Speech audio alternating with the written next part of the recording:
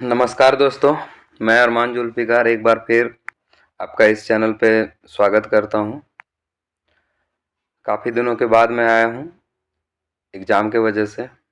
सहायक आचार्य और BPSC TRE 3 का भी एग्ज़ाम था, जिसके वजह से मैं थोड़ा उधर बिजी था। और अभी जो मैटर चल रहा है आप लोग को सबको पता ही होगा, सीटेट का जो दुर्दशा हुआ है, इसके बारे में अगर हम कुछ भी बोलें तो कम ही है।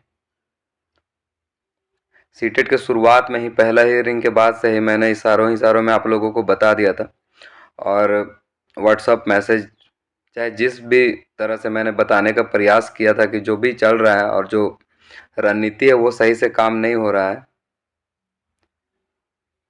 तभी किसी ने मेरे बात पे विश्वास नहीं किया, और आज ये देखिए कि हाई कोर्ट से जो हम लोग इतना मेहनत करके, उसमें लगभग 10 लोग का हम लोग का मेन टीम था, और बाकी जितने लोग भी हमारे साथ आए 400-500 पिटिशनर, उन सब ने इतना मेहनत करके जो सीटेट का केस 0.1% चांस था झारखंड में अलाउ कराने का, उसको हम लोगों ने सब मिल करके, सब कोई का अहम योगदान था, और उसको 100% हम लोग जीत में बदल दिए।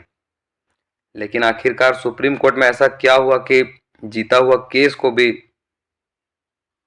हारना पड़ा, और जेटेट वाले अभी वहाँ इतना खुश है वो डिसीजन आने के बाद, और सीटेट के जितने भी स्टूडेंट हैं झारखंड के, वो सब के सब परेशान हैं, और अभी भी नहीं समझ पा रहे हैं कि आखिर सीटेट का केस हारने का मुख्य कारण क्या है। मुझे तो अफसोस होता है ये सोच करके भी कि इतने पढ़े लिखे होने के बाद भी अपना दिमाग सही दिशा में क्यों यूज नहीं कर पाते। जब से सीटेट का रिजल्ट आया है तब से मतलब इतना परेशान है सब झारखंड के स्टूडेंट, और साथ ही साथ मैं भी। और मन तो क्या ही बोले कि गुस्सा और ये, लेकिन इसका जिम्मेवार आखिर है कौन? स्टूडेंट है, लीडर है, या फिर हम हैं? अभी जो मेन मैटर चल रहा है कि सुप्रीम कोर्ट में केस करना है, हाई कोर्ट में केस करना है, कैंसिल कराना है, रिव्यू पिटिशन पे जाना है, ये सब को लेकर के इतना सारा चर्चा हो रहा है। और इन सब के बीच फिर से पिटिशनर के नाम पे ठगी स्टार्ट हो चुका है। 5,000 दीजिए और पिटिशनर बनिए।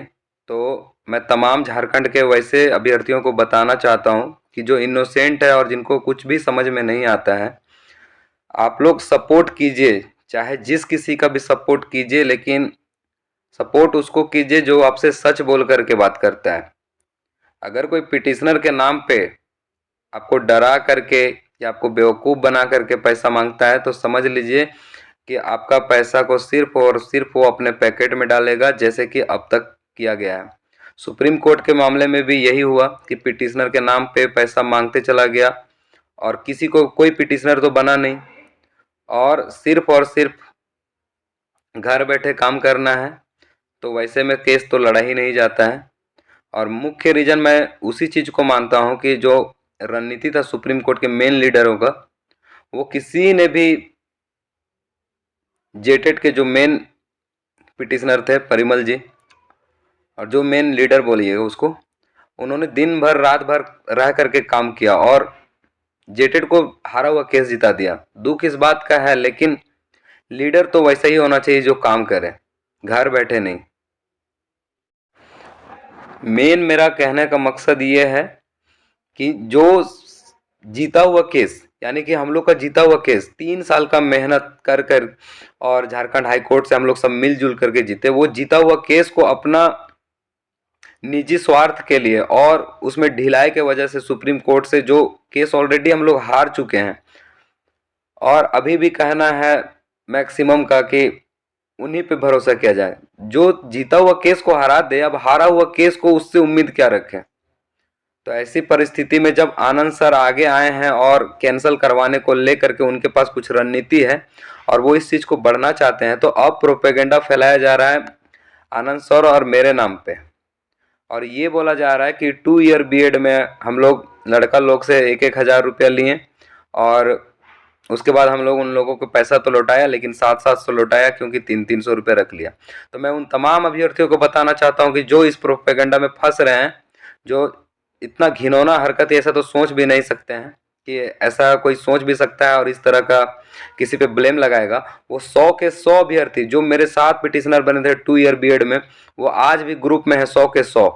और जिनको भी चाहिए उनसे जा करके पूछिए कि आखिर 700 ही क्यों लौटाएं, क्योंकि हमारा केस की कोर्ट केस का सारा मैटर, ड्राफ्टिंग, ये सब सारा कुछ तैयार हो चुका था। हम लोग सर को एडवांस कर दिए थे और जिस दिन नियमावली नया आया और उससे जस्ट उसी दिन हम लोग, जिस दिन आया नाइट में, उसके अगले दिन ही हम लोग केस करने वाले थे। तो सारा कुछ हम लोग का रेडी था। सर को एडवांस भी कर दिए थे 25,000 और 5,000 हम लोग का फोटो कॉपी, ये वो आनंद सर आए थे और साथ में हम लोग रहे थे, तो उसका 5,000 खर्चा हुआ था। और सब मिल करके ये फैसला लिया कि सर 30,000 जो खर्चा हुआ है, बाकी जो बचा है उसको 100 लड़का में डिवाइड कर दे। तो जो 25 तारीख को भी पैसा दिया था उसका भी 300 कटा, जो पहले दिया था उसका भी, क्योंकि 100 जगह डिवाइड हुआ था। रीजन ये। तो ये रहा मेरा 2 ईयर बीएड केस में जो मेरे पे इल्जाम लगाया गया उसका क्लैरिफिकेशन। बाकी अगर आप लोगों को बिलीव ना हो तो वो 100 स्टूडेंट है, मैं उस ग्रुप का लिंक आप लोग के पास भेज दूंगा। आप लोग आइए और उस 100 के 100 स्टूडेंट से पूछिए। हाँ, 1-2 स्टूडेंट ऐसे हैं जो कि अंधभक्त और चमचे हैं और वो जा करके इस चीज को बोलते हैं कि मेरा 700 ही लौटाया गया। क्यों लौटाया गया? उसका मेन रीजन यही है कि जितना भी खर्च हुआ था वो 100 पूरी 99 या 100 लड़का थे, तो वो 100 जगह से बंटा है।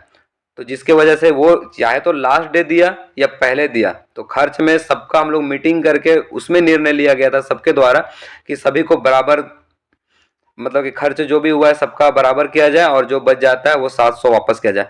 मैं एकमात्र वो लड़का हूं कि जो किसी का पैसा लेने के बाद वापस किया। चाहता तो मैं नहीं वापस करता और लड़के बोल भी रहे थे कि सर अब इसको रहने दीजिए, बाद में यूज कीजिएगा। लेकिन हम बिना समय व्यर्थ किए सबका पैसा हम डेली 20-20 लोग का वापस किए और ट्रांजैक्शन लिमिट रहता था, जिसके वजह से हाँ, एक डेट मैंने बोला था कि एग्जाम से पहले, मतलब एग्जाम के बाद आप लोग हम सबको लौटा देंगे, लेकिन ये बोलने के बाद भी एग्जाम से सबसे पहले कर दिया। हाँ, अगर किसी 1-2 लड़का कर रहा होगा जिसको हम पूरा भी ना लौटाए होंगे तो उनका खुद का वो गलती होगा कि वो कांटेक्ट नहीं किए होंगे। और कुछ लड़के कुछ दिन के बाद हमसे कांटेक्ट किए थे, लेकिन स्टेटमेंट इतना नीचे चला गया है कि कंफर्म नहीं कर पा रहे कि वो भेजे हैं। तो उनको मैं अभी भी बोल के रखा हूँ। 1-2 लड़के हैं वैसे, और वो इस चीज को बोलेंगे। मैं उनसे बात भी किया हूँ, अगर कोई इल्जाम लगाएगा वो चीज देख सकते हैं आप व्हाट्सएप पे या फेसबुक में भी बात होता है, वहां पे भी। तो मेरा क्लैरिफिकेशन यही है और मैं बस यही कहना चाहता हूं कि आप लोग पैसा ठगने के लिए अरमान सर और आनंद सर को आप लोग बदनाम मत कीजिए। बाकी सब समझदार हैं, कोई पिटिशनर के नाम से अब ठगा नहीं जाएगा।